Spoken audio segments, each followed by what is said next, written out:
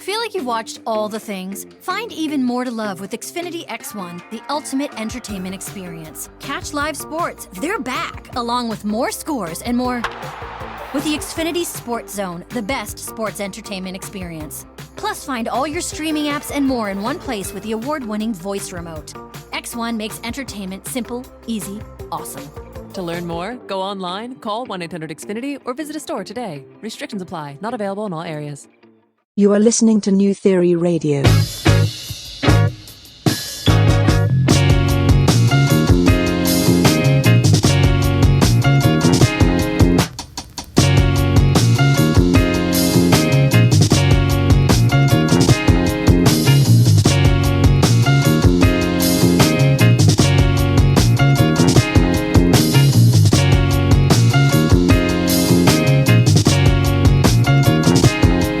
Theory Radio. Hello and welcome to another edition of New Theory Radio, here live on News Talk, Sauga 960 AM. My name is Nav Nanwa, I'm your host, and this is the show where we theorize on arts and pop culture. Happy Sunday if you're listening to this on Sunday, happy Monday if you're listening to this on Monday, or happy Tuesday or happy whatever day it is if you're checking out the podcast version.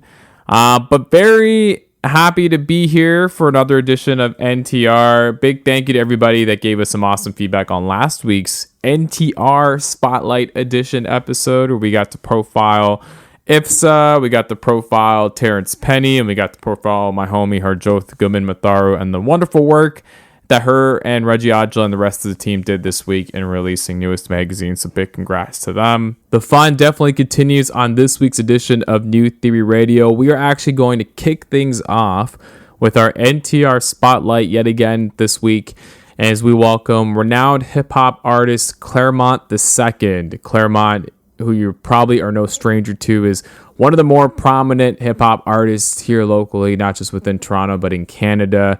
He is truly making waves with his latest project, It's Not How It Sounds. And we talk about the project, but we also talk about how he got his start in music, who some of his early influences were, the fact that he's truly a renaissance man when it comes to his work, because not only does he rap and sing, but he produces, he mixes, he makes his own music videos. He truly is an independent artist, and actually a few weeks ago, before the release of this project, he actually took to Twitter and he voiced his frustration in regards to how he feels he's being overlooked currently in the industry, despite getting all these accolades. And a lot of that has to come with the accolades being able to match up the rewards.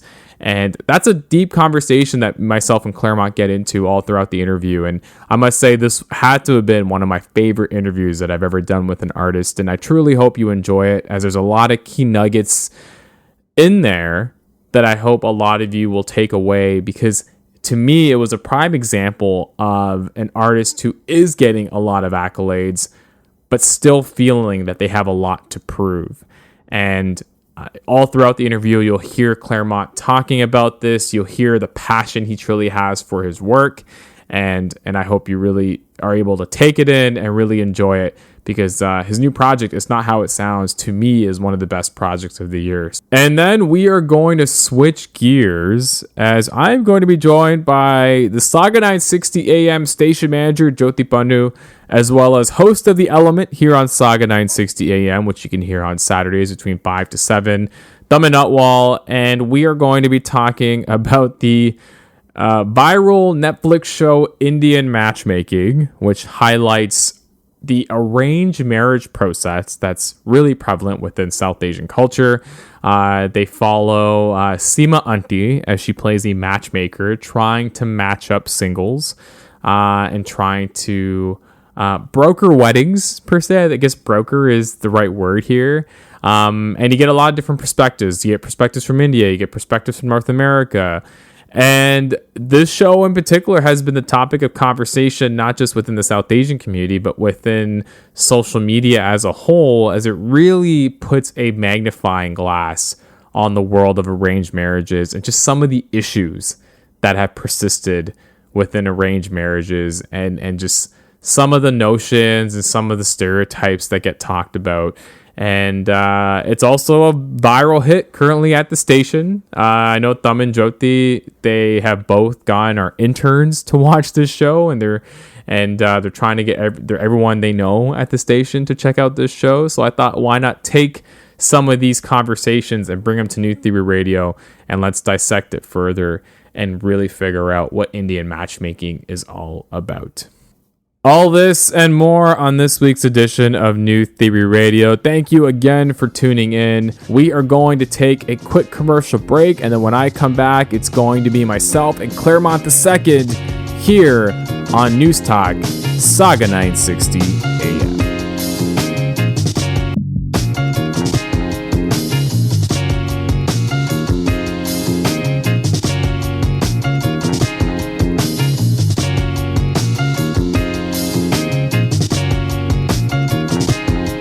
You are listening to New Theory Radio. NTR Spotlight.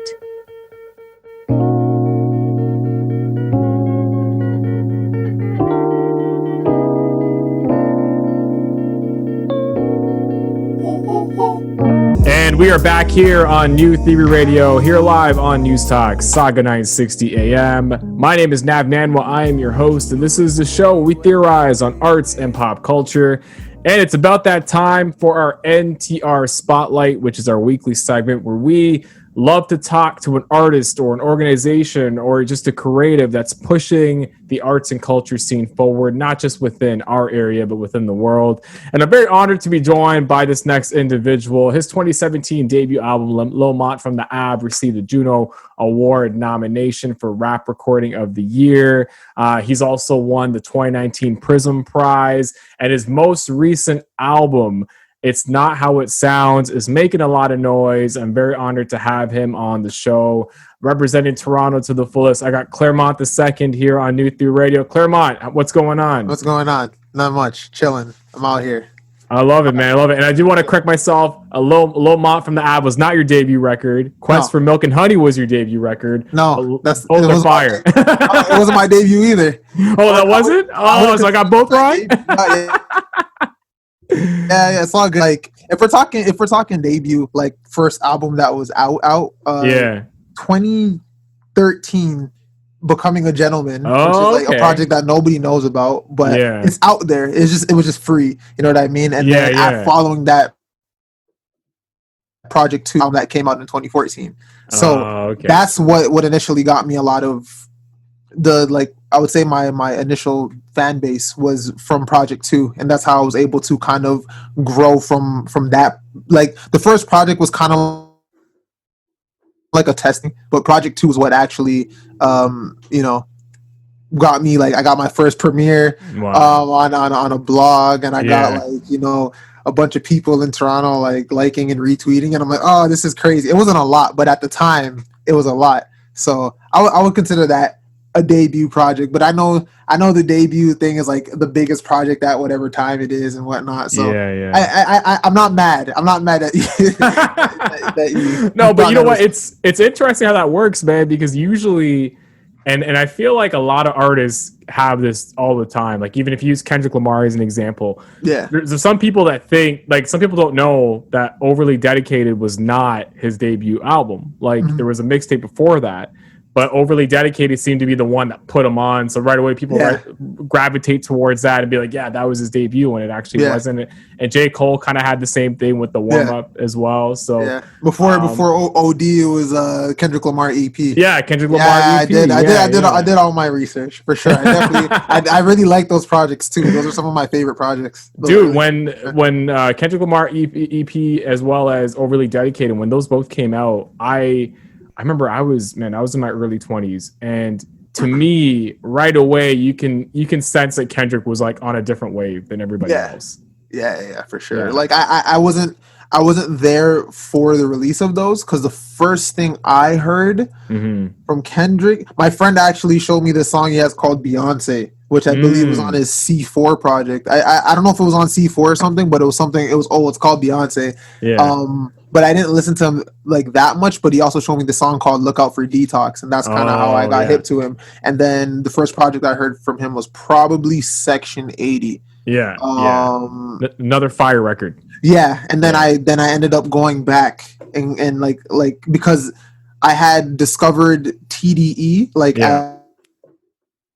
as like from Childish Gambino because Royalty had come out, and he had this song called "Unnecessary" with Schoolboy Q and Ab-Soul. Yeah. And I was like, this record's crazy. Who are these guys? That was my first time ever hearing Ab-Soul. Schoolboy Q, I heard from an ASAP Rocky record called I think it was Brand New Guy. And then that's how I got hip to the whole crew. And then I ended up like doing all the listening to all their like old projects and stuff like that. That's it. You did a deep dive, man. Yeah, it was nuts. That's always the fun part about when you discover an artist, like just doing a deep dive, not just within their catalog, but within like their clique as well. Yeah. I feel like I went down the same route with you, like similar to you when it comes to TDE. I did that with even the ASAP crew as well. Yeah. Like exactly. That's what makes it fun, man. Because then you start to hear the other influences and the other voices involved. And from there, it just rolls out, man, which is awesome. But I want to get started, man, with your background. You are someone that's multi-talented.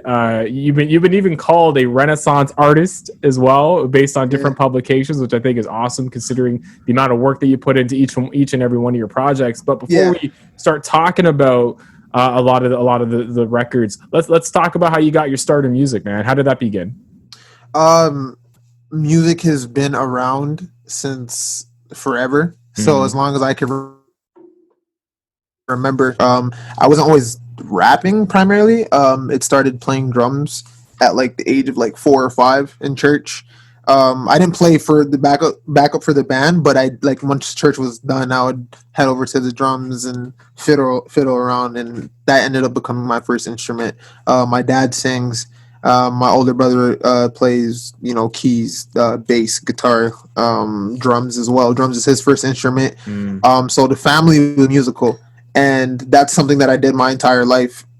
So just from going from playing drums to learning piano and making beats on FL Studio, that's kind of how I started, like from really young, like 6 years old and whatnot. Yeah. My brother taught me how to make. I was going to do music one way or another. It was just a matter of when it was going to get serious. I didn't know.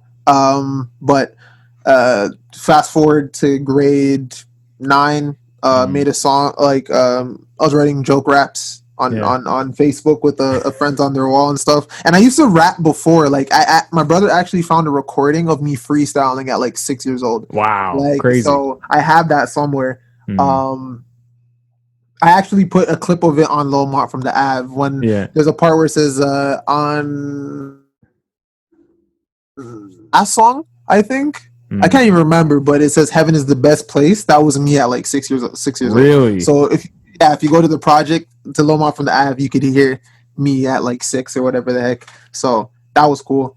But so fast forward grade 9, made a song with a couple friends after making joke raps on Facebook, and we actually made an actual song. It was trash, but we did it. So I'm happy that we did it. And then I'm like, I want to do this forever. This is all I want to do. And producing my whole life to picking up rapping seriously as an art from grade 9, and then putting out my first like project in 2013, working on it that entire year. And then the rest is history, as they say. You know what I mean? From there, it was just But what's crazy about your story is like you're still so young, man. Like you, like I remember hearing about you in 2016, and it was just about this 18-year-old that was just making noise. Like there's this vibe going around, and this 18-year-old named Clairmont The Second is producing a sound that's very different than that Toronto sound that was heavy in the airwaves, right? We're talking about that sound that has been a trademark, for the likes of Drake and The Weeknd and Nav and whatever, right? Not this Nav, the other Nav. But I always have to clarify that. But you've always kind of been on your own wave when it comes to the sound and the way you put music together. And fast forward 7 years later, you're still at it. And And what's awesome about it is I feel like we're still uncovering what Clairmont the Second's all about. Like I still feel like there's more to this story that we're going to see over the next few years. Again, how would you describe the way you approached your music at such an early age? It's kind of, I think the way I approached it different, because before I wasn't really, I was kind of just making stuff, honestly. I was just making to make. And I think that's the most important thing about making music, period. Is just making to make. Whatever you feel at that moment, just make it, put it out. I started tapping in to, I guess, what was like popping. And I'm like, okay, how do I take this and flip it where it doesn't sound like that, but it also doesn't sound like this, and kind of just find and kind of carve out my own thing. What is something about or something that I could add to basically separate myself? Obviously not overdoing it and not just trying to do things just because I want to be different, but if it felt right, I would do it. And naturally, the music, definitely there was less tapping in before, because obviously not tapping in doesn't really work. But honestly, I'm back on that tip now. I'm back on that. Nice. Like, yo, I don't really care what comes out. And honestly, from the reactions lately, like Dream on It's Not How It Sounds, the way that it did what it did, I'm like, all right, obviously I was right in terms of what I knew, what was gonna, like, this is what I love. Dream is the stuff that I grew up listening to, you know what I mean? Like, this is the stuff I really love. And the project that I have, a project in the chamber, it's not complete 100%, but like it's there. And honestly, I made that before this project was even really like a thought. The one that just put out, I made that before, like, and it was honestly just me just making stuff. And I it's my favorite project, even though no one's ever heard it except me. You know what I mean?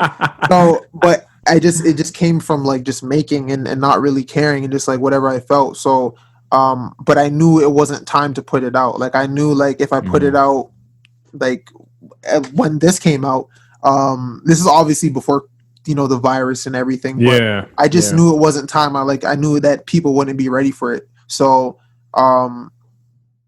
it's in the chamber, but honestly, like, I've just been making beats for like the past like 2 days, and it's just been nonstop, just not caring, just like whatever I feel, hopping on the drums, playing whatever, like whatever comes to me. So that's definitely how I approach my music. That's how I approached it before and now. In the middle there was kind of like trying to tap in, like, how do I, you know, but now it's just like, I know this is going to slap, and I know it slaps. Conversation done. You know what I mean? It's that confidence, right? Like, and I think that's where a lot of artists always find themselves second guessing themselves, especially when they have a following or they're getting, you know, the features on the websites or they're getting shows. All of a sudden you start to put some added pressure on what you're doing. Yeah. It's like, it's kind of like, I feel that way. Like I do second guess myself, but I never let my second guessing prevent me from putting out music or putting out product or putting out content. Because at the end of the day, if I like it, I'm happy with it. I think a lot of the second guessing comes from when it comes out and people are just like not like really sharing it as much as I would want them to, or really tapping in as much as I would want them to. So that's kind of just personal, but like I always knew that my stuff was the best. That's kind of why I second guess, because I'm like, my stuff is the best. Why aren't people hearing it? This is annoying. What am I not doing correct? So but I never, like, I've always, like, the fact that I had a project in 2013, I never let excuses. Like, there was no excuses. It was like, yo, I love making music and I'm gonna put it out so you guys can listen to it. And that's what I found so intriguing by the Twitter thread you put out a few weeks ago, is you're already, in my view, being someone who listens to the Toronto scene and kind of knows who's out there, and even the fact that I'm from the Brampton, Mississauga area, and there's been a lot of artists within the Brampton, Mississauga area that have been blowing up, and you start to see who they're, you know, working with and who they're affiliated with. Like, you have always been someone that I think has always been in the conversation, like when it comes to like Toronto rappers that are doing it, right? I remember even being at Way Home in 2017 and seeing that you were on the bill too, and when you came out with those tweets just talking about how you were no longer going to wait, like you were just going to go take, and you're tired of being overlooked.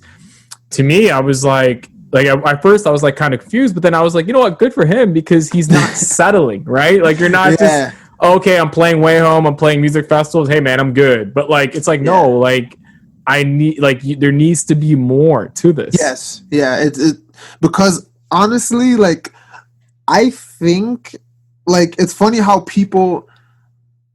I think a lot of people don't actually get what goes on inside an artist's head most of the time, but more specifically my head personally. Mm-hmm. So when everybody comes to me telling me stuff like, yo, you're doing great, you're on Way Home, yo, you got nominated for a Juno, you got this, you got that, I'm like, bro, you think that's the stuff I actually care about? Like Way Home was sick. Like I would love to do it again. Yeah, obviously we're in the middle of a whatever pandemic. Way Home, and Way Home got basically, like, that was like the year I did it was like kind of the last year for the past few years or whatever, as I recall. But like I don't, like, it's not enough. Like that stuff is cool, but anybody, if you think about it, I think I was one of the smallest artists on that Way Home bill. But if you have a booking, if you know people, you could easily get these things. You could easily be booked for a show that big. Or obviously you see how the Junos operates.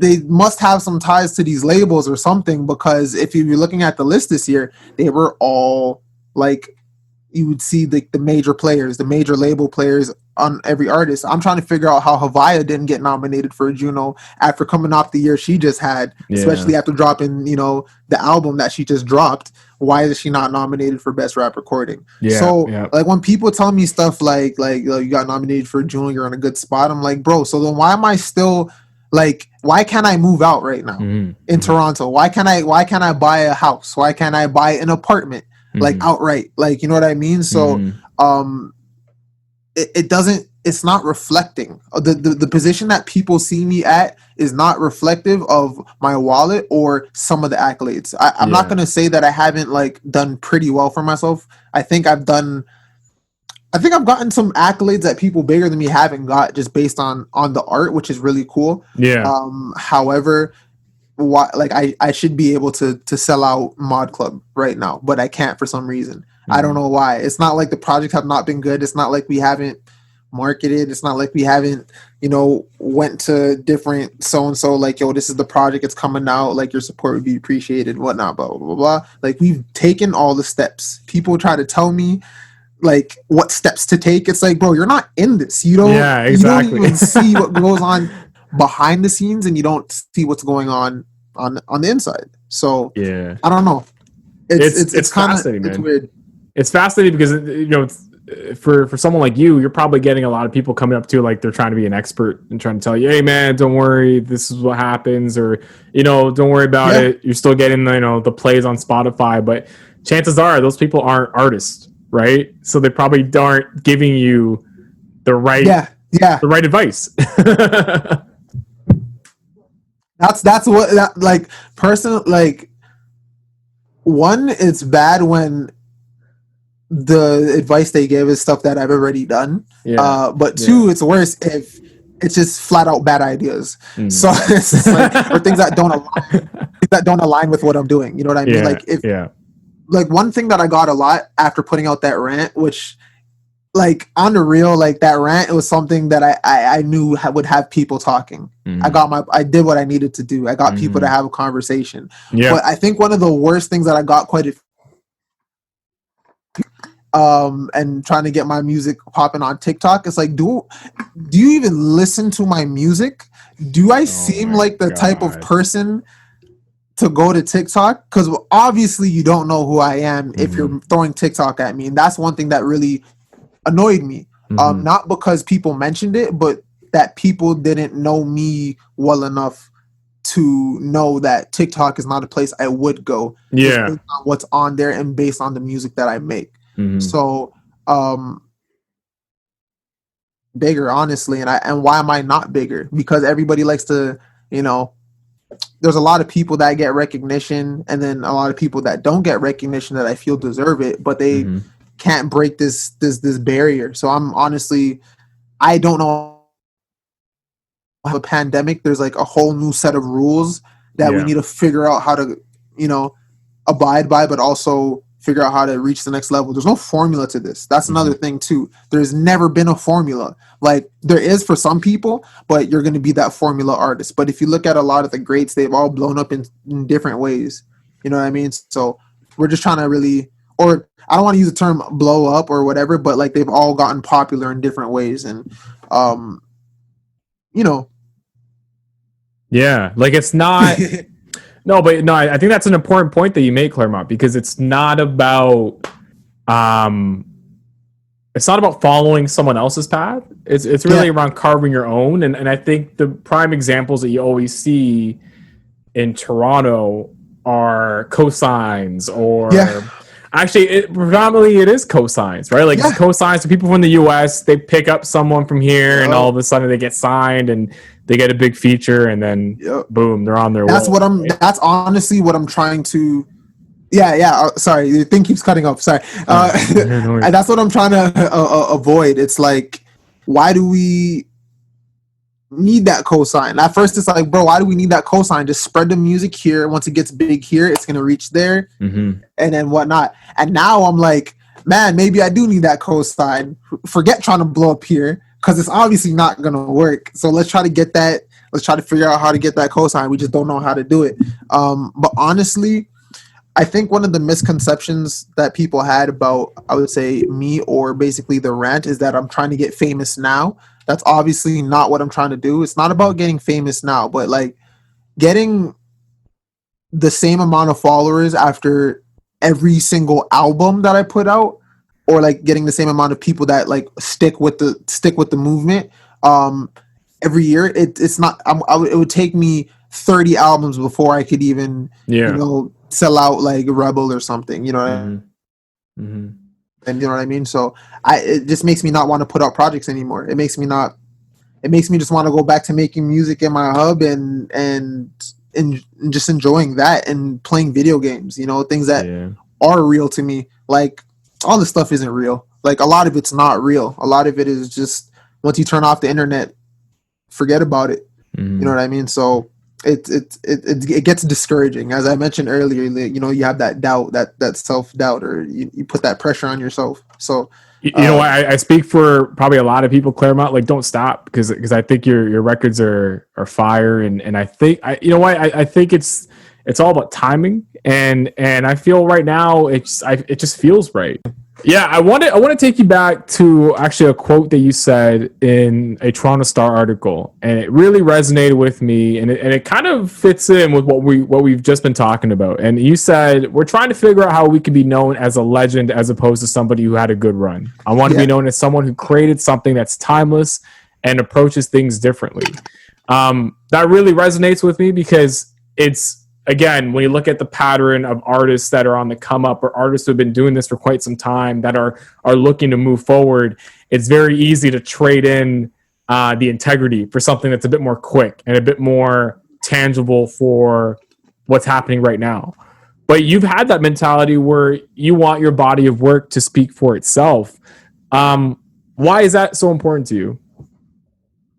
Man, like, why wouldn't it be? You know what I mean? It's kind of one of those questions that, like, you asking it in itself kind of explains, like, you know what I mean? Like, of course, like, you would want to know somebody, or like the people that you consider legends are not somebody who made a song that was hot that one year and then that was it. It was somebody who has consistently been putting out great stuff, and they make you feel something inside, and they have music that makes, like, doesn't feel like it's of this world, and they obviously have a gift and a talent that, like, not many people have, or even just like a mind that not many people have. And so I'd always want my body of work to speak for itself. Like, I'd always want my albums to be classics, which I personally think they are. If you listen to each one at a certain time, or like each project, it makes you feel something, whether it's different or the same. It makes you feel something, and not only that, but it's just good music at the end of the day, and there's stuff that doesn't sound like it. So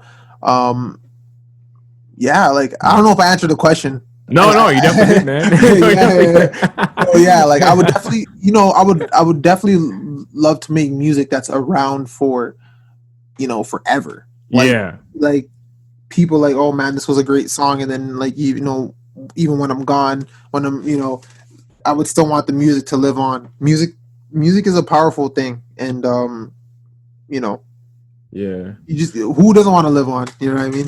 But and I like that point that you make, because it's especially important when you look at an artist's body of work, and if you can put on a track early in their career, like 10 or 15 years later, and it still brings you back to a certain feeling, or even if that person was to put it out now, it would fit in really well. Exactly. Or like, look, because honestly, if you look at it, great songs at the end of the day are great songs. Like it's one thing to hear a song and be like, oh, this kind of sounds like it came out in 2003 or whatever. But it's another thing where like, yo, this is a great song that it doesn't really matter when this came out. You know what I mean?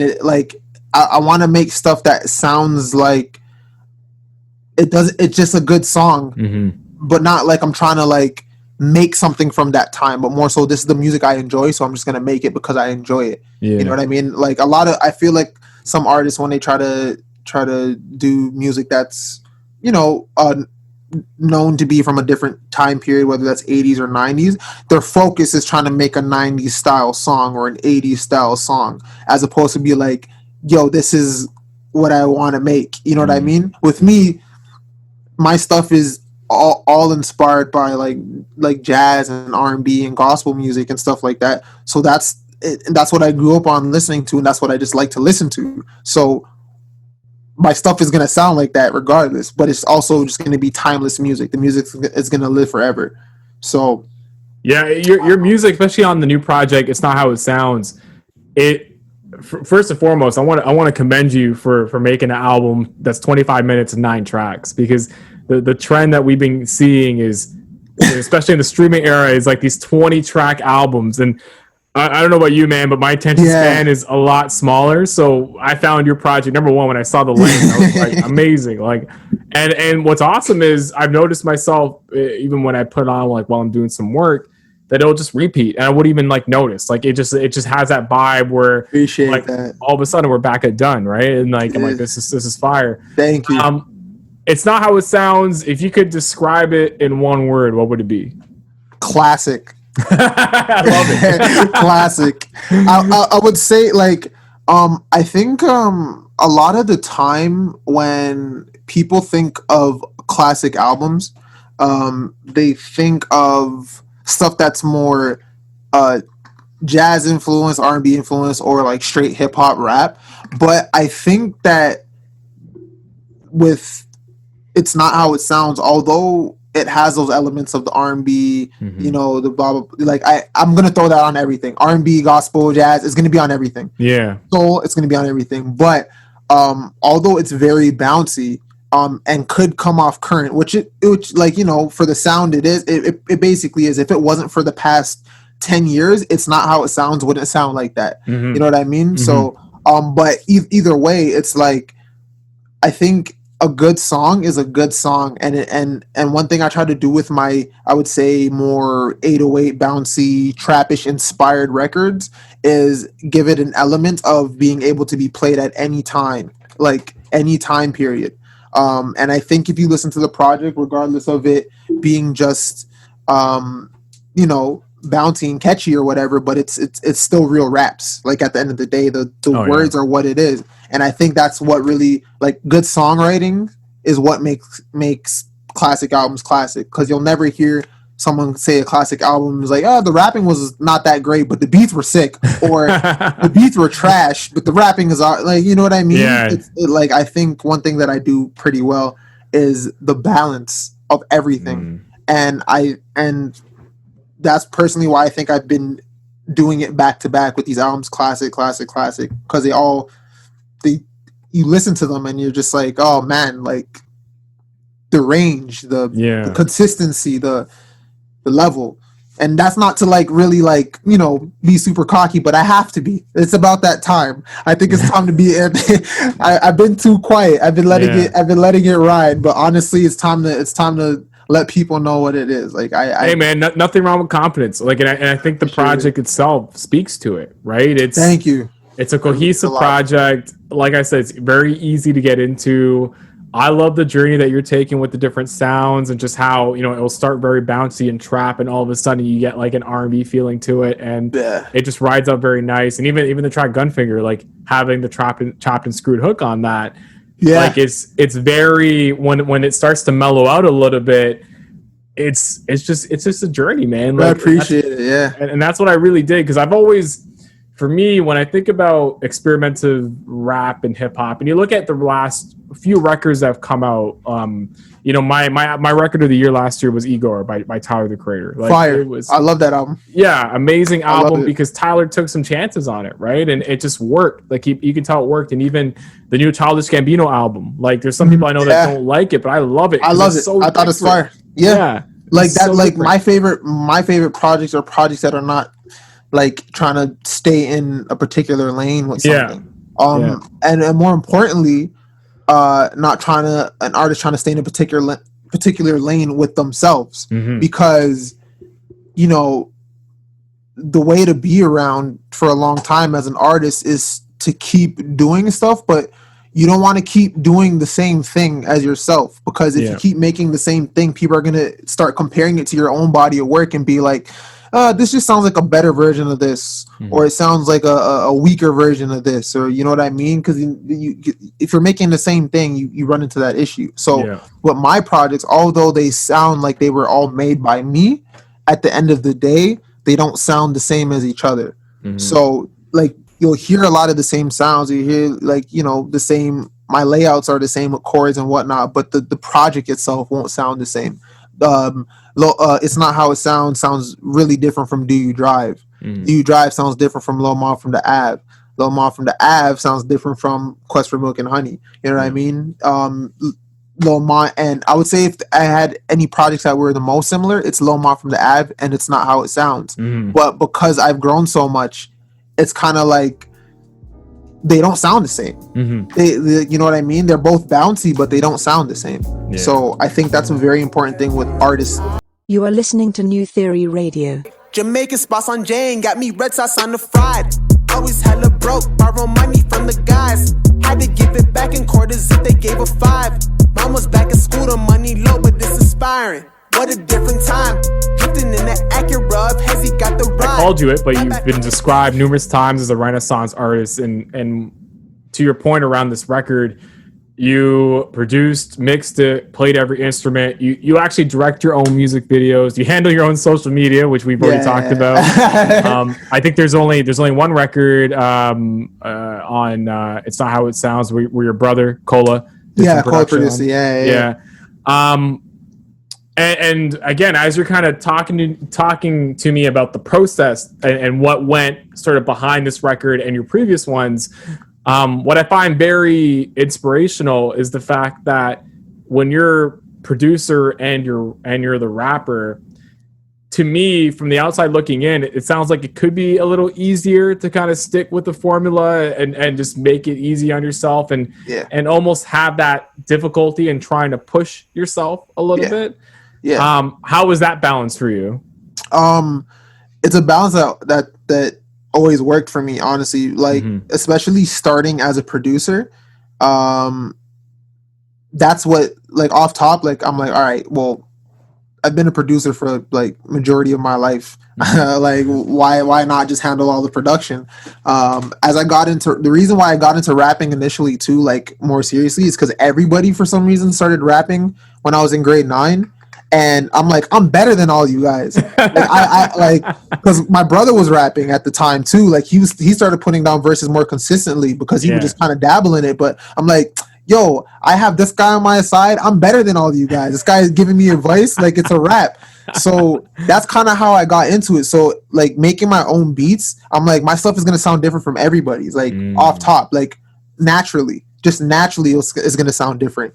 And that's kind of one of the things that, you know, it being the producer and being the rapper or the singer, the vocalist, whatever, it's perfect. And like, I do have like, I know you were like, when you were asking, like, kind of finding it, is it hard to push yourself? But honestly, I think that depends on the person. I'm always trying to push the boundaries. Yeah. So I never had a problem with be like, this is not enough. Or like more times it's just, this song's not that good, or I'll scrap it. You know what I mean? I'll scrap the idea or whatever. But in terms of pushing myself, I'm always trying to push myself vocally. So if I'm listening to a record, like if I did a take, I would do a take a lot, like over with like, I don't know, like 10 different cadences, and I would do multiple takes of each cadence to be like, does this cadence work? Does this cadence work? Does this one work? Yeah, I'm pretty sure when I had initially made like Done, the cadence wasn't what it was. It was a deeper cadence. But really? I think when I first made it, if I'm correct, or it was just somewhere in the mid range. It wasn't me like kind of like putting on my, you know, super deep voice, but it was somewhere in the middle. And I'm like, nah, I need to go higher. Like, nah, I need to go higher. Yeah, I think this is it. And so with all my music, it's just kind of trying to find, you know, what works and pushing. That's man, Jamaican spots on Jane, man. Yeah. Yo, for real. I like, that was when I heard Done. I was like, I remember I was like, whoa, I got on Apple Music, and just the flow was so catchy, and then that Jamaican spots on Jane, like that was like always in my mind, man. Like it's so catchy. I honestly, I didn't want to, like, I don't want to use, like, I stopped actually saying that I'm from Toronto in certain things. Like in my SoundCloud bio, it used to say like so and so my name and then Toronto, Canada or whatever. Yeah. But I started taking that out of things because I always felt like, is Toronto cursed? Because like I can't blow up from here. Like for some reason, like you just kind of whatever you get. So I stopped. But like what people don't realize is I ride for Toronto so hard in the music. Oh, you do, man. You do. Like I reference things that are very like Jamaican spots on Jane got me red sauce on the fried, like red sauce, like that's I like. I got hungry after that one, man. You know what I mean? Like people like it is like it's there, like and throughout the project it's just like very specific Toronto references that I know that the city would get. So that's why I get so annoyed when I'm not bigger in my own city or I can't like put out it's like, bro, I ride for you guys even when I don't want to ride for you because at the end of the day I'm from here, I grew up here, and this is who I am. So but it's funny you mentioned the line, and I just thought about that. Yeah, man. No, it was, and I remember that from Done, like that was something I was like, I was replaying in my mind, and like even the track, like it just very like the bounce to it and just the flow that you got, like it's just it's like it was like the perfect anthem at that time when it dropped. And I'm very inspired by like with that song specifically and Gunfinger. I was watching a lot of, which I have to get back into because I've been like working on stuff, but I was watching a lot of cinema, which I always have, like that's why my music videos basically are very movie influenced. Like I was watching a lot of like horror cinema, like more like psychological. So like that's kind of the mentality I went in with Gunfinger, and I went in with like Done production wise. Like, you know, the dun, dun, dun, dun. Like I thought it was, that's haunting. Like I found the sound and I'm like, this is perfect. And then with like Gunfinger, the bass line was just like, oh man, if just the bass line at the beginning of the song, with that synth in the back that's like kind of just like screaming. If you listen closely, it's like faint, but like if it went behind some like Korean horror cinema with some, you know, stuff happening, this is like an experience. Like this is the full, you know what I mean? So that's cool, man. Like the whole cinematic approach, because when you think about Gunfinger, and I'm getting super nerdy here, but whatever. No, that's fine. But when you think about Gunfinger and you think about when you kind of mellow it out, Yeah. Like it's almost like the end of the movie. Yeah. and the main character has been able to overcome the evil. I feel you. Yeah, it's like, but then after it's obviously the movie's not done. You get those after credits roll. Then you got the end credits. You know, the whole Marvel thing. Yeah, man. It's like, I'll be back on the next one. Exactly. Like, the project's like very like heavily inspired by like, I mean, all my projects have been about creating a full experience, rather than just kind of putting songs together. But just like, you know, throughout that project, inspired by like film and inspired by video games a lot. Like, these are the things that made me who I am, and that's why the project basically sounds like it does. Wanted to talk about one other track, Bent. Bent, yeah. And this is a dope track because, again, you've always been someone that's you know, kind of been on their own wave. Like you keep your circle tight. It's no secret that over the last 2 years you've probably been in conversations where labels have talked to you and have been interested.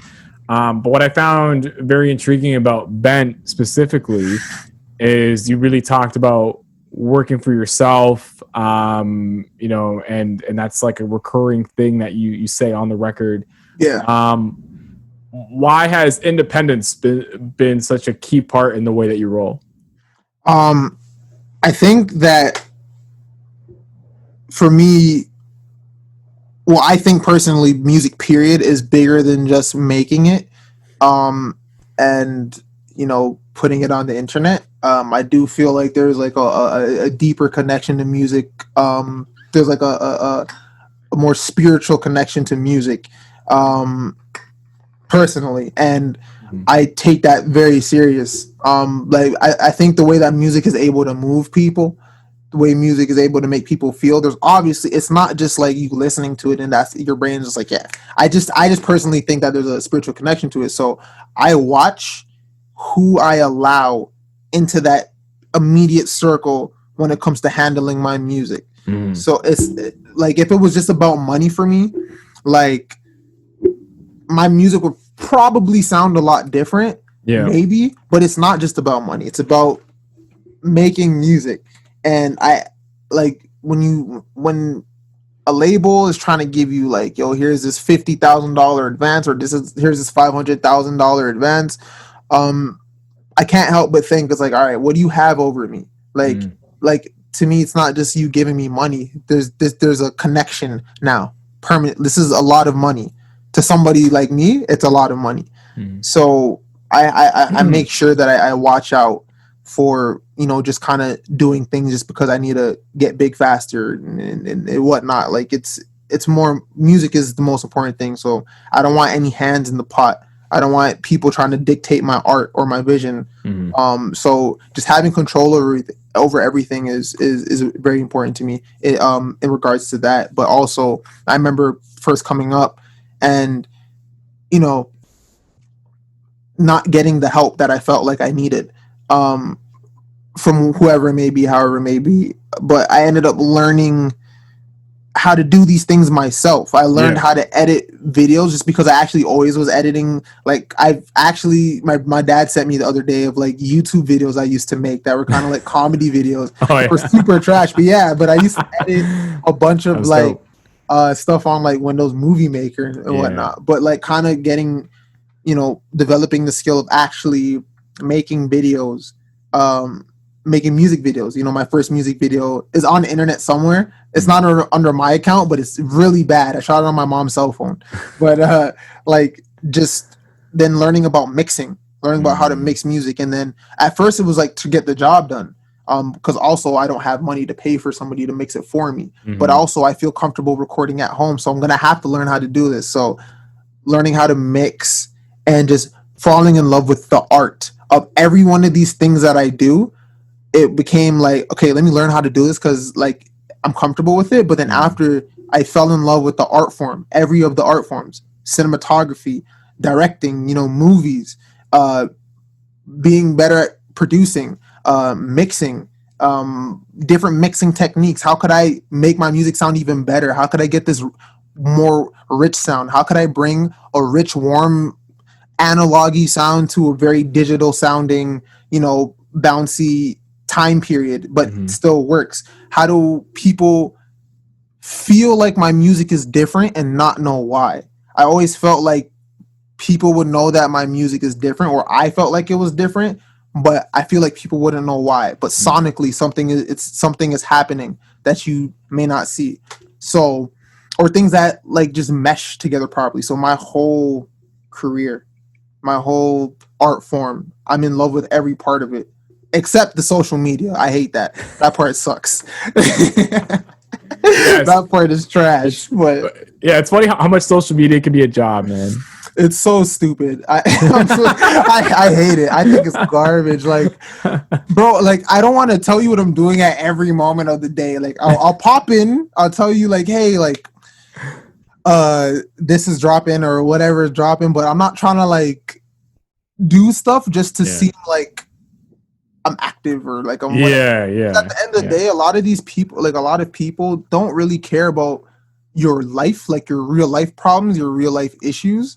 And sometimes I don't want to take my real life issues to strangers. You know what I mean? And I feel like a lot of people feel that way. A lot of people are definitely cool with like putting their business out there.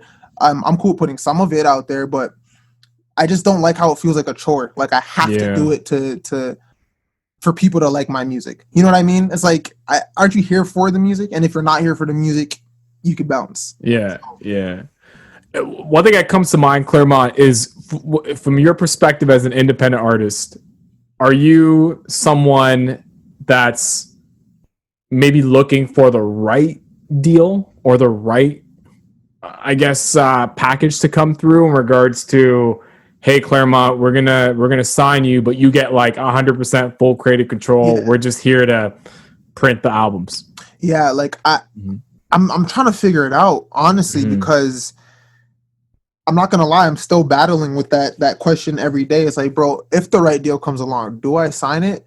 Because the moment I sign that like right deal, whatever that may be, now it's I didn't build it myself. Somebody had to build these things like from somewhere. That's why Sony is their own thing. That's why RCA is their own thing. You know, like those were once their own things, you know, and why can't I be the parent company? Why do I have to be, you know, like why do I have to be under something?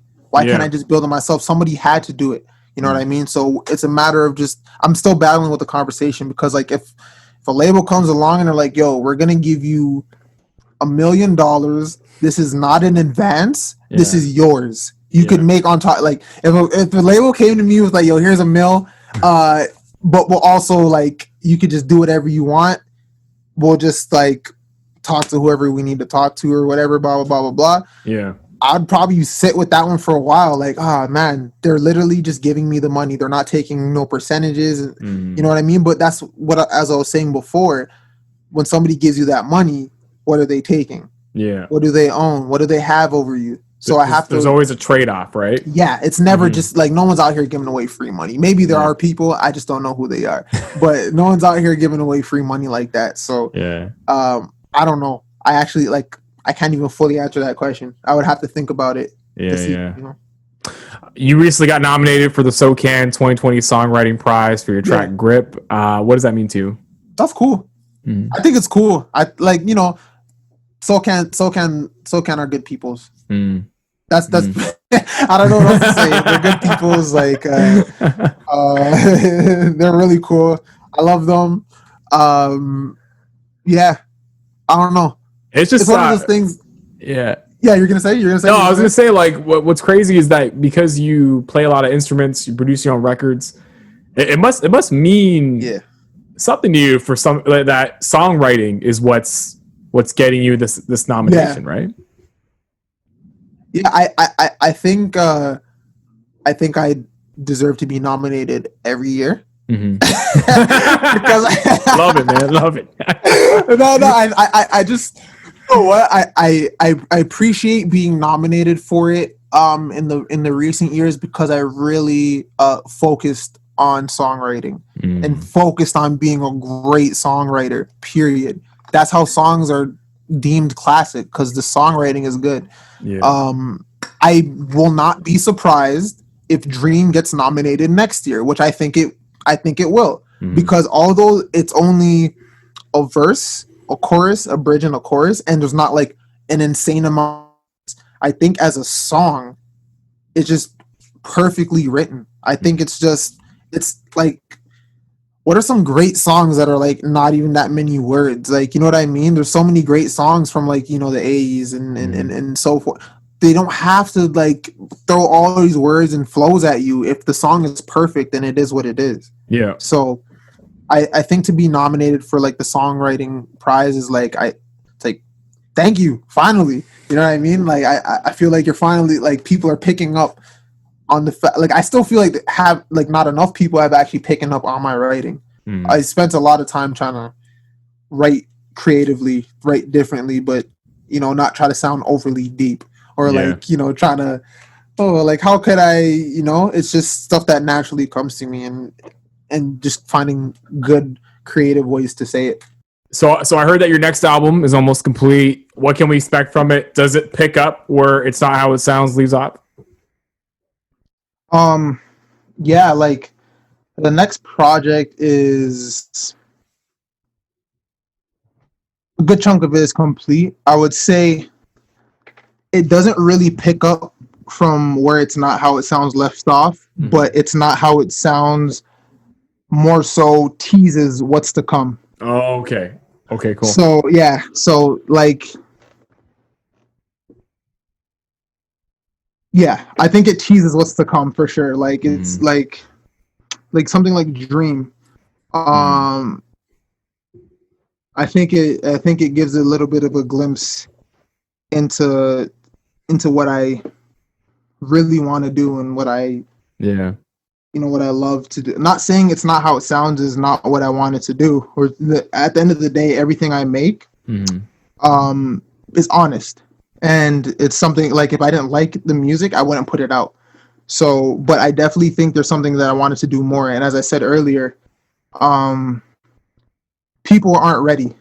Like, they weren't ready. Like, I don't think it was time to drop the album because I was actually working on this project first. I was working on it maybe a good chunk of 2020. Yeah, a good chunk of 2019. I was working on it.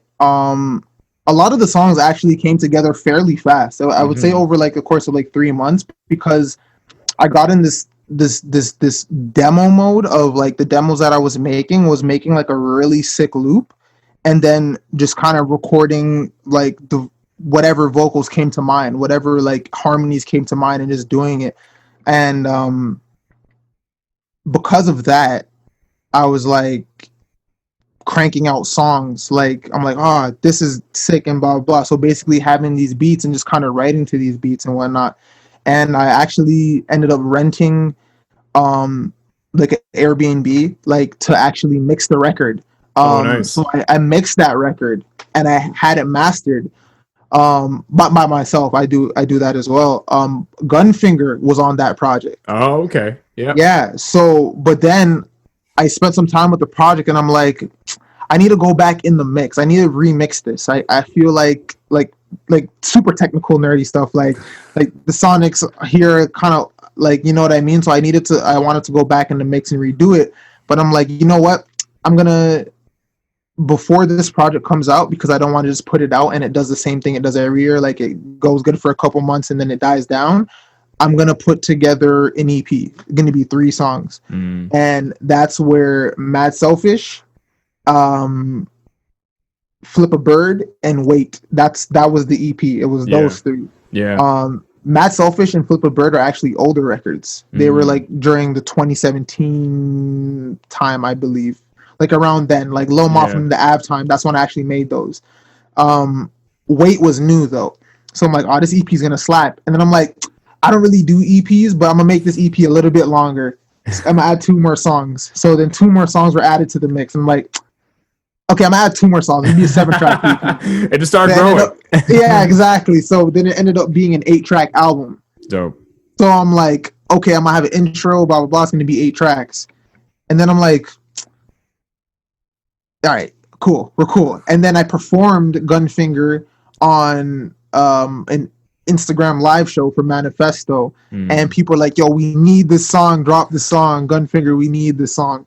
And I'm like, but Gunfinger's on the next project. You guys don't even know. You guys have no idea. The fans wanted it, man. Yeah. So then I ended up putting Gunfinger on this project, and it's funny because it didn't perform as well as everybody was talking up like it was going to. Everyone was like, yo, we want the song, but then when it came out, it didn't hit like that. So I don't know how many of you guys really wanted this song, and that's the stuff that I battle with a lot of the time, and that I was like kind of faintly touching on earlier. Like that's the stuff, like people think it's one way, but they have no idea what it looks like to me, because I'm actually the person, I'm the source of it. I'm like, I could see what everybody can't. You know, I could, the reason why I could see what it's like from your point of view is because I'm a fan of music myself. Yeah. So I know what you're thinking. I know how you think, but now that I'm in it, now I have two different views on things. Yeah. But anyways, back to your original question. So It's Not How It Sounds actually had a different name. Yeah. It had a different cover. But because of the whole pandemic and the music I was making in the past, like a couple weeks before the project, like a few weeks, like I didn't feel like what the project that I like, the name and the cover didn't feel like what the project sounded like. And hence, It's Not How It Sounds.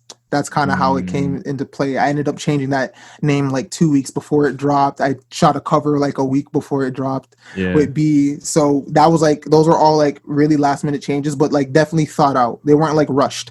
You know what I mean? So, but it all came together nicely, man. Exactly. Like it like, I think a couple misconceptions before is like, when I've talked about really, I think I spoke about Do You Drive being something that I really, really wanted to make, and not really paying attention to what people are saying.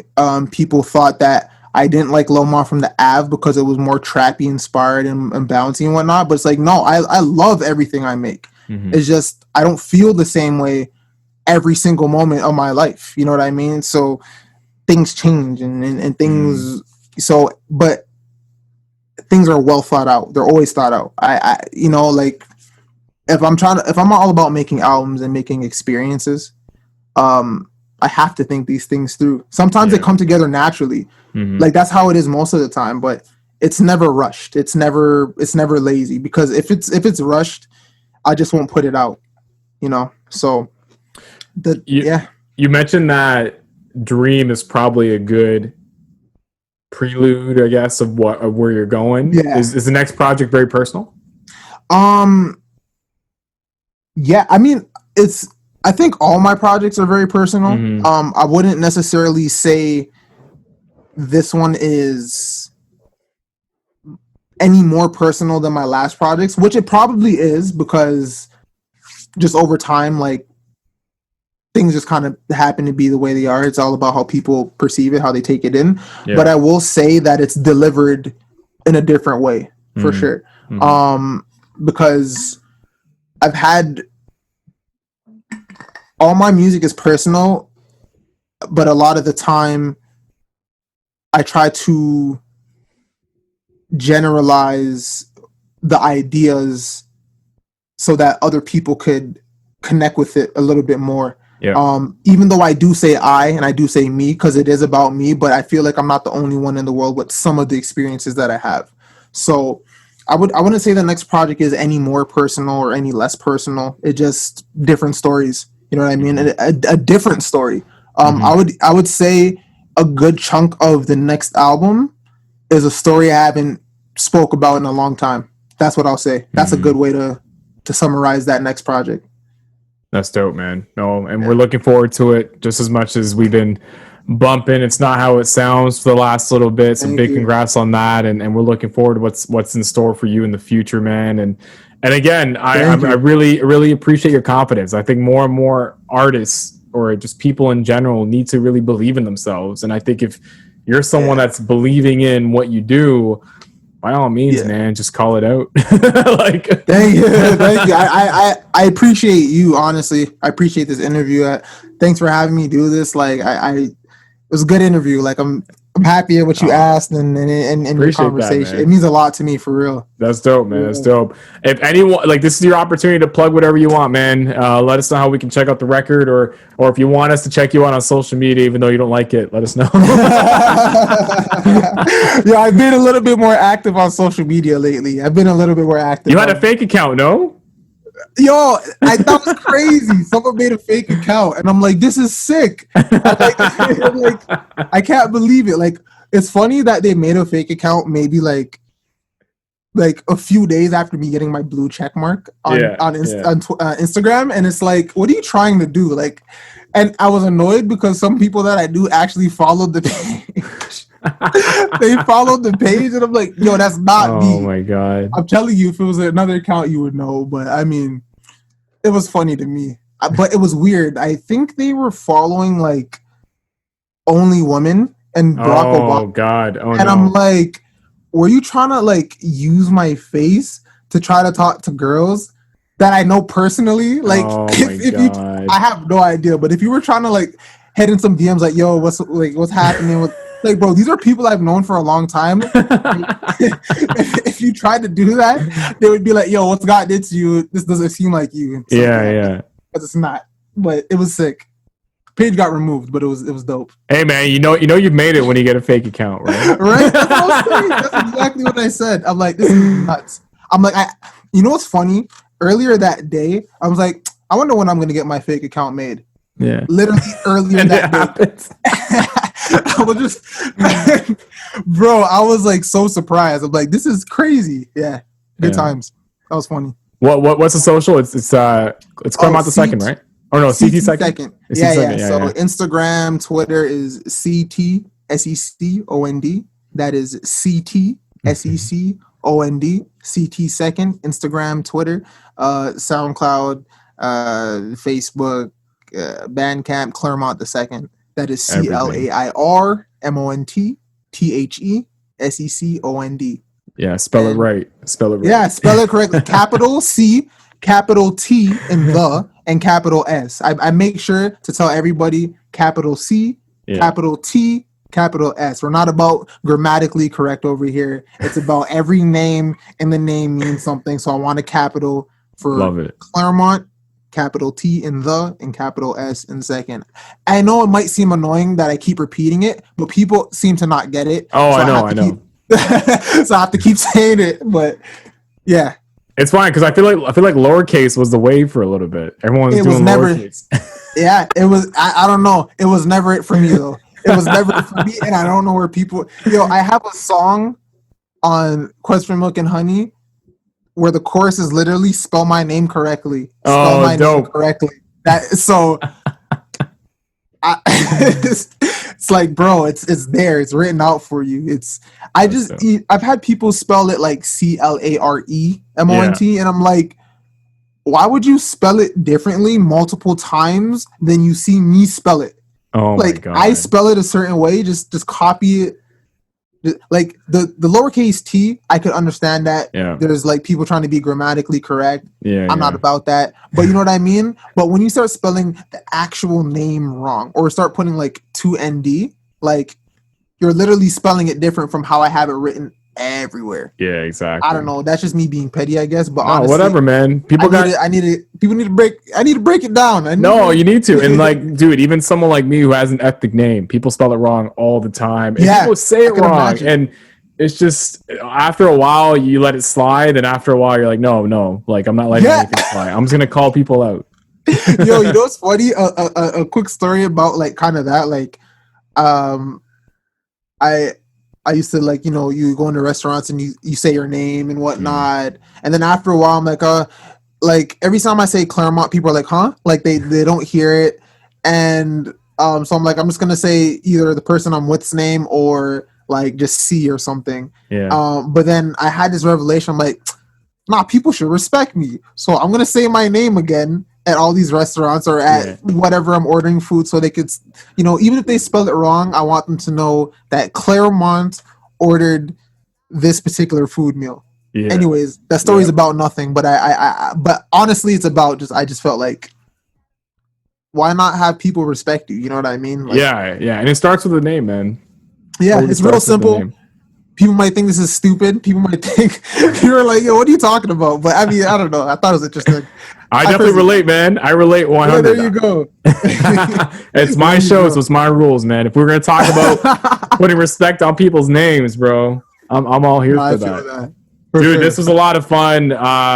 Dude, thank you so much. Congrats again on everything. We got to bring you back when we get back into the studio, and maybe even allow you to go, drop some tracks or whatever, man. But 100%. Thanks so much, man. Congrats again. And that's Clairmont the Second. Check out his album.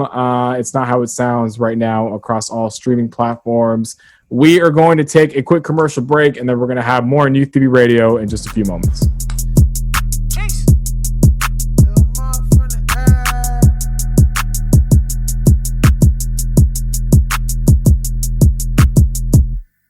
You are listening to New Theory Radio. Cheers. Cheers. What would be like a relaxing 10 days for you? What would you do for 10 days? Why did you put the word relaxing in front of it? Can you relax? Not for me. I will talk to you never. So fickle-minded and fussy. And I'm here to help them. And we are back here on New Theory Radio, here live on News Talk, Sauga 960 AM. My name is Nav Nanwa. I am your host, and this is the show we theorize on arts and pop culture. This week, it seems like the craze that we've been all seeing is the Netflix show Indian Matchmaking, which is a part documentary, part reality TV show, which follows Sima auntie, who's from Mumbai, as she sets up clients around the world into arranged marriages.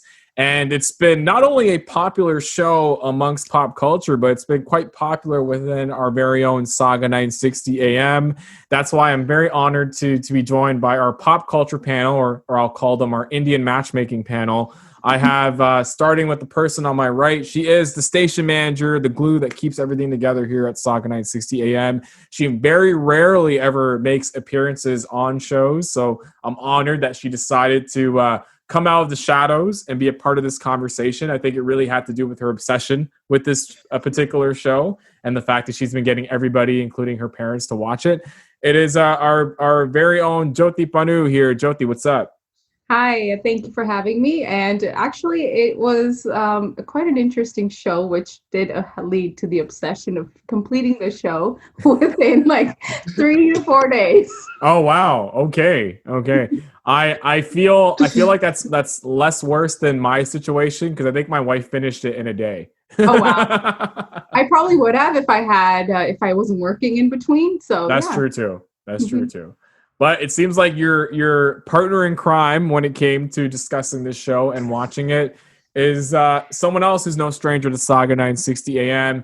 Not only does she work behind the board, she's also a co-host of The Elemnt, which you can hear each and every Saturday from 5 to 7 p.m. with Gil KG. Shout out to Gil KG if she's still around. She's still around, right? She's still around. It is Taman Atwal. Taman, what's up? What's good? I'm well. Joty and I, we sat there. We got everyone on the station hooked on this. So I have literally, in trying to get my friends to watch the show, I have personally watched it, the first episode, at least 6 times. Oh my God. So, because it's like, you watch it. Like, I watched it the first night it came out. I watched a couple of episodes, and then the second day, Joty and I watched it, and then we finished like the last episode on our own the next day. Oh wow! So literally within a span of like 3 days, watched the entire thing, and I had no one to discuss it with. Like, it was just Joty and I. So then we're like, who do we get on the show to discuss it with us? So we just I sat down with like all my friends, and I was like, I will watch it with you. And that led me to at least watching the first 2 episodes, like 6 times. Your situation is very familiar to what I'm seeing online. Like, I've actually seen other people on my IG that have watched it already and are now making an effort to watch it with their parents, because I think they want to get their parents' reaction to it. But that's the one interesting part about this entire program, or this entire series, is you have a mix of binge watching, but then you also have a lot of South Asians that are almost hate watching, right? And there's this article that I flipped you guys from CNN which is titled "People Who Are Offended by Indian Matchmaking Prove Its Point." So I urge you guys to check it out. It is written by S. Mitra Kalita. But that's the interesting part about this. Like, I think as all three of us being of South Asian descent, I think number one, we're always going to gravitate towards when we see people of color in a big time platform like Netflix. But then number two, I think this type of series really hits close to home because I think there's elements of it that we could all relate to, especially with all of us being, in a similar age demographic compared to some of the like individuals that are profiled. Joty, let's get your perspective on it. What really drew you to the show? Actually, it was the whole Indian, being Indian, wanting to watch something like this because this is actually it happens, right? Oh, it does, yeah. There's this always auntie that's coming to your parents and be like, "Oh, your girl's single, eh? I know another guy that's single, so do they want to meet?" So everybody has that auntie, or there's always someone in your life that's always trying to make hook you up with someone that's also single. So being on Netflix and being Punjabi, I wanted to see if there was a Punjabi person on that show that was looking for someone. And there were, yeah. Yeah, there was this one girl, and Rupmam. Yeah. She was on the show, and I think that's what led me to watch it. And then I messaged my sister that night saying, "Have you heard about Indian matchmaking?" She goes, "I'm watching it right now." Oh my gosh. So everybody was tuned in. Everybody's tuned into it. And then I messaged my cousin. I'm like, "Are you watching it?" She goes, "Yeah, I just started the first episode." So then from there, I was like, okay, so everybody's watching it. And then I wanted to watch it for those reasons that, it's very relatable. Everybody has that one person that they know of that they're trying to hook them up with. And I was like, okay, let's watch it because, the cat's already out of the bag, so might as well watch it. Right? This is what happens in the Indian culture. The show revolves around Sima auntie, right? Yes. And I honestly, to your point, obviously this stuff takes place. I think we've all been close to situations in our immediate families where this type of matchmaking takes place. But the fact that Sima auntie was like a boss lady and she does this for a living, that was like new to me. And I tweeted out that I think Sima auntie is going to influence like a lot of other aunties to want to do the exact same thing, maybe make a business out of it. And I think Taman, you commented on that. Was that something new to you too? Well, like, yeah. So like the business aspect of it, like we joke about it all the time, right? We joke about like having someone going out there, like these like aunties and uncles. Usually they're just people that who are trying to connect you with other people. They're just like the people that are like, I feel like sometimes I'm on the bridge. We've all done some sort of matchmaking where we've like seen two friends and you feel like they would be really good together. So you try to like, make that connection happen. Even though it fails in the end, that's fine, but like at least get them to meet, like you tried something. But it was like the first time seeing an auntie with like such a massive database. She like had 135 people That's crazy. On her in her folder that she was supposed to matchmake. Yeah, which seems like a lot, but like it's not a lot if you think about it. It's like the pool that this matchmaker is gonna connect you to. Like out of the pool, she's gonna select someone out of the 135. And then narrow down the criteria. That's why it was so hard to find suitable matches for any of the candidates themselves, right? Because she's working in all these different countries. She has 135 candidates in all of these countries, and she's not connecting someone from India to someone in America, right? So like everyone's staying in their specific spots. So when you kind of like narrow down that pool, maybe in America, there's probably only like 25 to like 40 people that she's trying to connect to each other. Yeah, and you started to see some overlap, right? Like I think Nadia, who I think was one of the more loved characters, one more loved people, wasn't a character, she was an actual individual, but one of the more loved topics or person of interest in the show. She ended up really connecting with a guy that was given to another person and they didn't necessarily gel. So to your point, I think that networking aspect of it and the fact that the talent pool is so small, I think really sheds a light on just how this process works. But yeah, like, you know, I felt like Sima had her own like version of Tinder, but just in paper, in biodatas.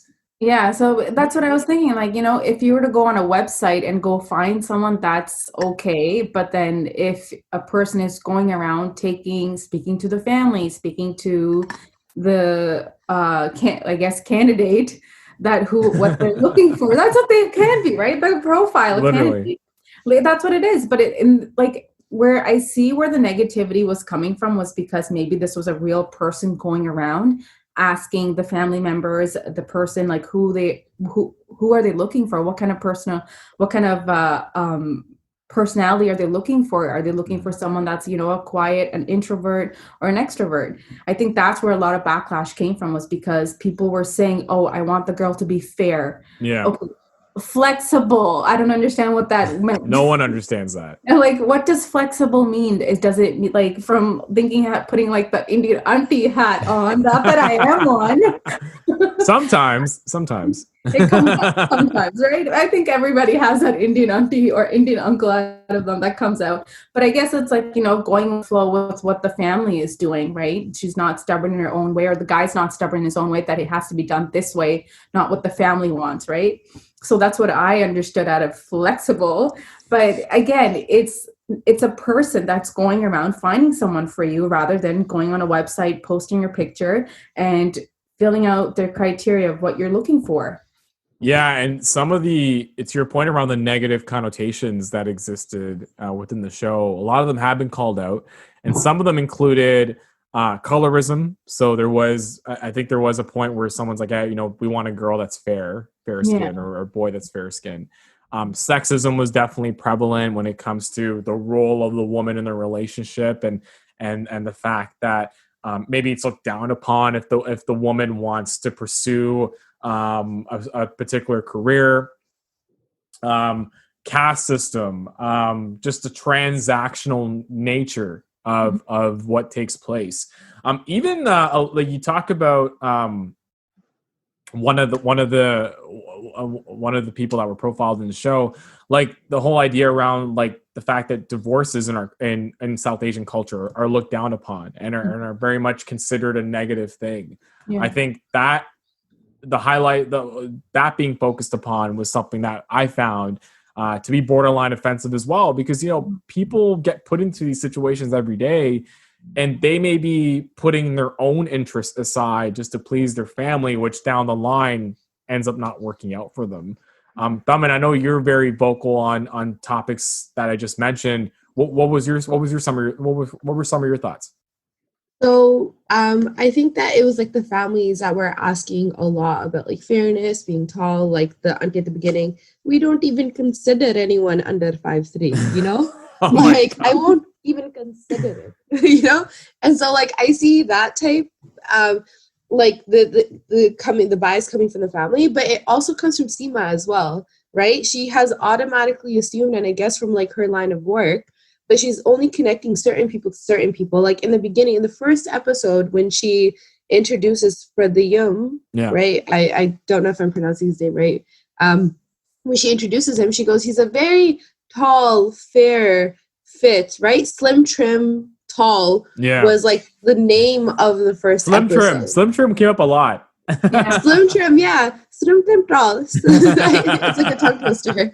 And like, so it was just like, and she's like, he's fair, he's slim, he's trim, he's tall, you know, like he knows how to cook. And so she was like, he needs a girl that is tall, that is fair. And like, so even like she made that assumption at the beginning of the episode, right? And so she kind of like put that forth, and she was like, we're going to find him a girl that kind of like fits this and who's like artsy on the side or whatever, right? And so I think that's also like her bias as well. Even when you come to the States, and you see her like hooking up certain people with certain people, like I think she referred to Vyasar as Jolly, and she's like, we need to, and like even the folks that she matched him up with were people on the, you know, the larger end, right? People that are like chubbier or whatever, right? And so it was just like, it was these biases that she kind of like put into place, and she would only match people based on that. right? Like even when it came to giving Nadia matches, why not hook Nadia up with Vyasar? They both have like really dope light energies. Yeah. She wouldn't do that. And even going to the Rupam thing, just like the entire, like there was this like secrecy around like the hidden nature of like why a person was divorced in the end, because it was already hard enough for a divorced person to get married, but it was like it wasn't sharing that. So you see it in India, where Ankita, she gets sent on a date, which first of all, the other matchmaker that sorry, I'm just going on a rant here, but no, whatever, no, this is good. The other matchmaker that oh my god, Geeta, the other matchmaker that Sima auntie referred her to. Yeah. Geeta auntie, she kind of like goes off on Ankita and she's like, you're being unrealistic. Whereas like no one was saying that to guys. No one was ever telling the guys, oh, you need to compromise, you need to adjust. And she was an entrepreneur, right? Like she had a fashion business. Yeah. And she gets sent on a date and they don't like, and she finds out like days later after a Google search that this guy is divorced. Like, was that not the point? And to her, it wasn't an issue. To her, it wasn't an issue. So it wasn't like, you had to be open about it. And the matchmaker doubled down on her decision not to tell Ankita this. And then going on to the States, we're talking about like Rupam and how her dad is questioning the history of the guy that they're trying to hook Rupam up with. Yeah. And he's like, can you tell me why was this man divorced in the first place? These are important questions to ask because we don't know if he was abusive. We don't know if there's any claims against him, especially for the family, right? She's like, oh, that doesn't matter. But it does matter, right? Like what, if you are a matchmaker, you need to have some in-depth history of why this person, and not to stigmatize divorce, but why this person was divorced in the first place. Where like, because of like certain habits, right? Yeah. Where they, especially when it comes to a man, right? Like, especially Punjabi males. And when he was critical of it, she was kind of like, oh, like the father is showing a lot of like pushback. Or even like, we all made Jotika, like Aparna's mom, a villain, which in some cases she was, but we all kind of made her a villain when she called Srini, the first podcaster dude, a loser. Yeah. But it was like, he was a loser. I'm sorry. Oh my God. Yeah. Like, Yes. Joty, what are your thoughts? Well, definitely with the whole Jotika calling the first candidate. I'm going to call them as candidate because let's be real, they aren't they? But they are, yeah. It's like The Bachelor, right? Bachelorette. Exactly. It's like, but aunties and uncles are involved, and they're not in the house. They're out in the public. But yes, definitely. Like I feel like with Jotika, I felt like she did play a very strong role in her daughter's life. Telling their kids when they're moving to America, saying, I don't want 2 degrees, I want 3 degrees. And she even said the kids were young. They didn't know what they meant. And they kept saying, yes, mama, yes, mama. Yeah. Like that's a lot of pressure. It is. And you can't tell your kids that at a very young age, that this is what you have to do. And I felt like she was just, her daughter was just trying to please her mother and getting everything approved by her mother, because that's who she's become. She wants to impress her mom and make sure that, her mom approves of the guy that she wants to spend the rest of her life with, which now that I think of it, when we were watching the show, we were very critical on Aparna? with Aparna because of the things that she was saying. She made a comment of the guy must fit into her life. Yeah. Now that I step back and I actually think about it, I'm like, she wasn't wrong. She's a strong woman. She has her life together. She doesn't want to, compromise her lifestyle with the guy because the guy isn't as a strong personality, as successful as she is. Yeah. And that's a really great point, because I found that Aparna was one of the figures in the show that a lot of people were very much debating. Like, is this somebody who is very picky? Or to your point, Joty, is this someone that knows what they want and is not going to settle because she is, in her mid-30s and just looking to settle down and looking to find that right match? Yeah. And there was and I found that at times the show painted her in a negative light. Yeah. And I remember even kind of watching it with my wife and seeing her come across on the screen there were times where I was like, whoa, that's a hot take coming from her. But then I took a step back. I'm like, but maybe she doesn't want to mess around. Like maybe she wants to not waste any time, and there's nothing wrong with that. No, there isn't. She said it herself. She's 34 years old, and she wants to find someone that she can spend the rest of her life with. Like, if you think about it, like if you're in your 20s and you wanted to like just date around and figure out who you want to be with, that's totally different. But now I don't know, I guess like I'm hitting 31 this year, and I'm thinking more realistic. So old, Joty. Wow. So old. But no, but honestly, like when you're past that age, you don't want to, you want to be serious. You want to find the person that you want to spend the rest of your life with and start your married life, right? Yeah. With her, it was that she was 34 years old. She wants to find someone where she doesn't have to make any compromises, where the guy just fits in her life and they can do what they want to do, instead of her saying, oh, you don't want to do that? Okay, that's fine. We can find something else. No, she's past that. She wants to find someone that hasn't been to. No beaches though. Yeah, absolutely no beaches, and no relaxing. No relaxing. 2 days of relaxing and no conversation with the third person, regardless if that person is serving you at a restaurant. Can't be nice to the waiter is like top of the requirements. But it's an interesting case study because again, I'm married. I have a daughter, and I'm 32 years old, and I've never experienced anything like this before, so I can't really relate.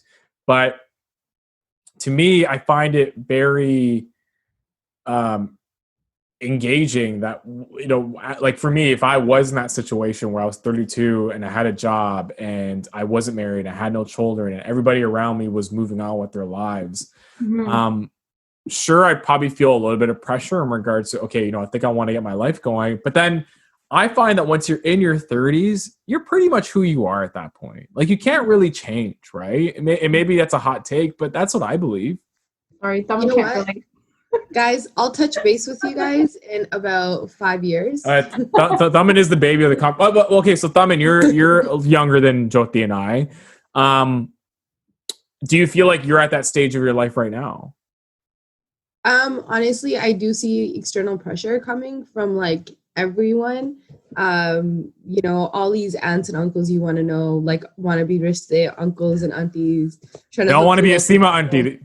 They all want to be a Sima auntie. They all see the dollar signs. Exactly. No, I think it's like when you get someone married, you're called a bachola or a bacholan, and you get blankets and gold rings. Yeah. Yeah. So they all want blankets and gold rings. And like a blanket. Yo, those blankets will keep you warm when the AC doesn't work or the heat doesn't work during the winter. Yeah, they're like beautiful design, like flowers and a huge tiger. The face of a tiger. Gumballs all the way, guys. I mean, they make for a dope studio as well, right? They protect the sound. Shout out to the Immigrant Hustle podcast. Yeah. I feel like with the success of this show, I do see another season coming as soon as it's safe to start filming them again. Mm-hmm. Do you think this show has a negative effect on the South Asian diaspora or a positive effect? I think there's a reality to it. I think something that, that we're watching, it's obviously a culture shock for other individuals that don't belong in the Indian culture or families. They are like, what is this, right? Because it's different. A lady's basically coming into your house, asking your parents and yourself, like, what do you see in a life partner? Yeah. And full fairness, obviously this is a huge, a conversation that everybody's having these days, because it's, again, telling someone that, oh, I want to find a girl a girl for my son is fair and flexible. What does that mean? What do you mean by fair? Like, she does yoga and she hates the sun. Yeah. And the sun's complexion could be dark too, like Akshay, right? Like how can you say stuff like this, which is also a culture shock for some individuals that are watching and saying, what are they talking about? Why is this one of those criteria that this person has to meet? Which is, again, it's very stupid. Like those Fair and Lovely creams, like people actually wear the, like try to use them to be, light skin. I'm gonna have to stop you there right now. It's actually called Glow and Lovely now. They changed the name. Yeah. Oh wow. Same formula. Glow and Lovely. Yeah, but it's just like it's just bleaching your skin, right? Which obviously doesn't have a good effect on your skin if you think about it. All those chemicals that you're putting on your skin. Totally. But again, this is a culture shock for other individuals because this is very normal for us because we see it in the families. We see it. I'm sure we have one Sima auntie in our family that's always try to, connect you with this other individuals that are also single. My mom is a Sima auntie sometimes. Well, I was laughing because like as Sima auntie was on the TV, I was talking to my wife like, oh, this auntie's kind of like that. Yeah, literally, we all have a Sima auntie in our life, right? So it's very, I think it's the whole Indian culture. It's very common. So for me to be watching this show, I was just like, yeah, whatever. It happens. It's reality in our Indian culture. But different cultures, this is like, why are they doing this? Why is there a criteria? Yeah, and one thing I'll add to that too, and I like that point you bring up, Joty, about this being reality, because this has been something, to your point, that we've been seeing growing up. That's why when people were, non-BIPOC people were talking about the show, and like so flabbergasted by some of the comments, I was like, yeah, like what you're saying is right. Like, this is not the right way to go about it, but we've grown up with this. Like, this has been a part of our culture for so long. Like, as much as the show is kind of silly and it has a very much that reality show vibe to it, I personally like the magnifying glass that it's putting on just the realities that we've all grown up with. Hopefully, showing it to our parents and showing it to older people, they can now see why, some of the things that they judge people on should not be deal breakers or should not be things that they need to hold against somebody and maybe open up their perspectives. But at the same time, we all know people that are within, that have been divorced or are in this older sort of demographic that want to find love and have tried other ways and haven't been successful. So this is a viable option for them. Taman, what do you think?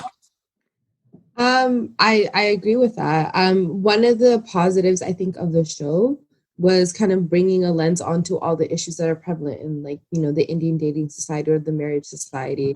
And so that is colorism, that is casteism. And like, we wouldn't be having this discussion, right, if it wasn't for the actual show. Like, I know we mentioned it in passing or whatever, but it's like, we wouldn't be coming together to kind of like discuss this. And I think for a lot of people, they're starting to understand this, and it came at such a good time as well. Not a good time, like, we're in, virus. We have a lot of this time because of everything that's been happening in the States and transpiring to here with the Black Lives Matter movement. A lot of us are taking time to actually go in and reading resources, reading about colorism, reading about anti-Black racism. And then, this show comes out. And so you have a bunch of like folks that are educated that are hate watching this. Mm-hmm. And they're doing it. And I think that, like, using a matchmaker, like, that's one side of it. But then going back to your question, using a matchmaker, I don't think it's that bad of a thing, right? Because it's like there's such a negative connotation to like, oh, someone's trying to arrange something for me. It's not definitive. Like, even in the show, you see it's not definitive. Spoiler alert, none of the couples are together anymore. Yeah, I heard about that. Yeah. Even Akshay, who got like, Oh, really? That too? Akshay's too? Yeah. What? Didn't end up together. Yeah. And so like that was like the only relationship that could have lasted. She wasn't flexible, clearly. Yo, Preeti Auntie's probably in the hospital right now with that. That means his older brother can't have kids until he's not married. Exactly. Oh my God. Wow. Yeah. Like the whole like map out of it, but that's the entire thing, right? So it's like but none of them are definitive, right? It's not like you're gonna get married to this person. So I don't think that there's any harm in a match, like, going through an auntie. Likewise, the same pressure exists when like a friend hooks you up with someone, right? So if a friend's like, hey, like, I know this really great guy or I know this really great girl, why don't you go on a date? You go on a date and you're still very apprehensive to maybe say no to your friend, right? You still feel awkward because you're like, you're still friends with this other person. Yeah. And so it's the same thing, right? So I don't think that it should be a definitive no. And I think in this, like, there were a couple of like really like even in the article that you sent, right? Focusing on one couple at a time, like one person at a time. And that, like, there was a Medium article that came out like a while back that talked about dating, right? Because we live in this world of speed dating where like we have so many options. So we're saying yes to everyone. And then we're like, no one can afford like 3 dinner dates. No one has a time or the money to kind of like afford like 3 or 4 dinner dates in 1 week. So what we end up doing is like speed dating for 15 minutes at our local Starbucks. And it's like, you don't know a person in 15 minutes. It takes an average of 3 dates to get to know a person. See, So this is where Arpana came through, where she said 55 minutes. She sat at the same spot at the same restaurant, and by 45 minutes into the date, the restaurant starts to close down. They're putting their chairs away, and then she's like, all right, it's done. But that's like, you don't get to know a person like that. Like, that's a genius idea. Like, if your mom was like forcing you to go on a date, I think that's an awesome idea. But if you're genuinely trying to get to know someone, if you're trying to find a life partner, like, there's always going to be a better, a taller, a prettier, a smarter, whatever version out there. But it's like, you're trying to find your perfect fit. And so like, you can't always live for the better. And so I think Sima Auntie, in one way, like, there were like gems of information she dropped. And one of them was like, focus on one person at a time, like get to know one person at a time. So. And I find Sima Auntie to be one of those characters where I think there's times in the show where you just kind of nod your head and you're like, okay, well, what is she thinking? But then there's times where you got those nuggets of wisdom, like hearing an auntie who her main objective is to bring people together and talk about the fact that, hey, in India, divorces are happening like biscuits, right? Like they're breaking like biscuits.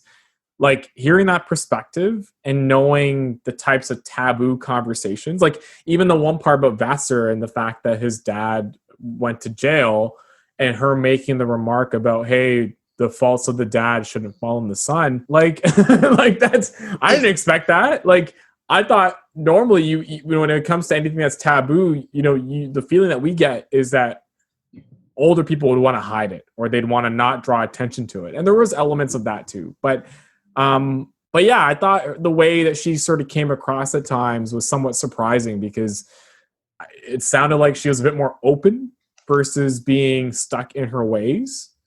But that was just my perspective. Any sort of final thoughts? Would you guys watch a season 2?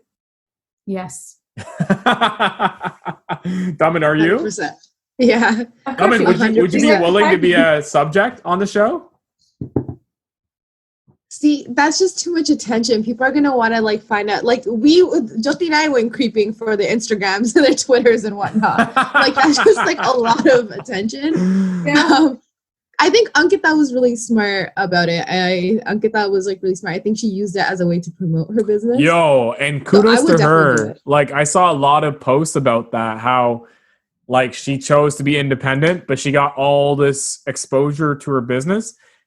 I'm not hating on that. No, yeah. I think of her choosing herself rather than arranged marriage. I thought that was really bold of her. And she stepped back and she was like, you know what, this is time to focus on myself. Marriage, you know what, regardless of whatever your age is, if you want to find someone, you'll find someone and you'll start your life. Mm-hmm. But it's that time where she focused on herself because her business was booming. And that was amazing decision that she made, was to focus on herself and the business and move forward. Like, again, you can if you wanted to get married, you can get married. That's not a problem. Like, even you can adopt. You don't have to get married to have kids. That's the thing. And she chose this path, and I thought that was very big, and kudos to her for that. Like, good job. Yeah. Pat on the back. Definitely would hate watch a second, third, fourth, fifth season as well. Wanted to thank the both of you for joining me. When there is a second season, we will bring you both back and we will all dissect it together. And maybe we can bring on some of the summer students. Maybe I can bring my wife, and we can make it a round table and go from there. Joty, if anyone wants to connect with you or connect with the station, what's the best way to do so? So if they wanted to connect with us, they can go onto our website. There is a comment section where they can reach out and talk to me or anybody else at the station. Our website is www.sauga960am.ca. You can find us on social media, Facebook, Twitter, and Instagram. Awesome. And then Taman Atwal, what's the best way to connect with you? So Instagram, we are the Elemnt, TheElement. On Twitter and on Instagram, or you can reach out to me personally, TK Atwal on Instagram. Awesome. Or shoot us an email, theelement@sauga960am.ca. Yes, go listen to The Element and go listen to all of our wonderful programming on Sauga 960 AM. We are going to take a quick commercial break, and then we'll be right back with more New Theory Radio in just a few minutes.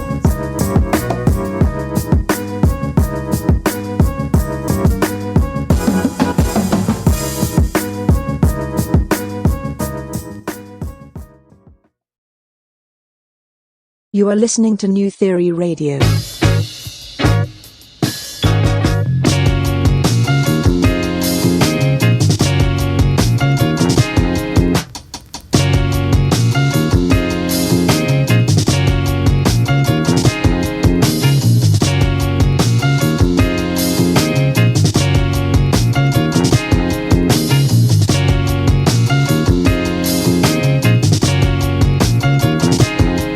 Theory Radio. Welcome back to New Theory Radio, the show where we theorize on arts and pop culture. My name is Nav Nanwa. I am your host, and special thanks to my guest this week. First, a big shout out to Clairmont The Second. Go check out his latest project, It's Not How It Sounds, across all streaming platforms.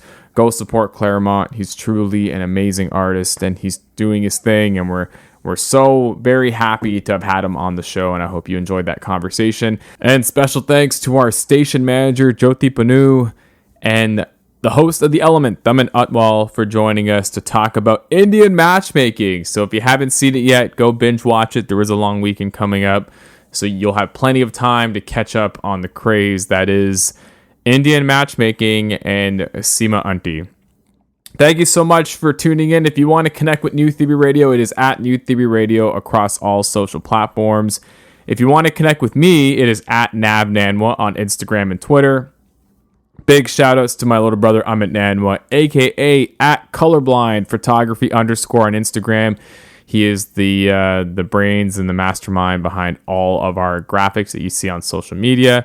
As well, special shout outs to Dusty Loops at Dusty Loops across all platforms, and his website is www.dustyloops.ca. He is responsible for the New Theory Radio theme song, as well as some of the other instrumentals that you hear throughout the show. If you missed this week's episode, it will air again tomorrow, which is Monday between 8 to 10 p.m., and as well, it'll be available as a podcast on Tuesday via Apple Podcasts and Spotify. You can go to newtheoryradio.com as well as sauga960am.ca/podcasts to access New Theory Radio and all of our other episodes and our archives. Thank you so much for checking out this week's episode. This is a wrap, and you will hear all of us next time. Peace.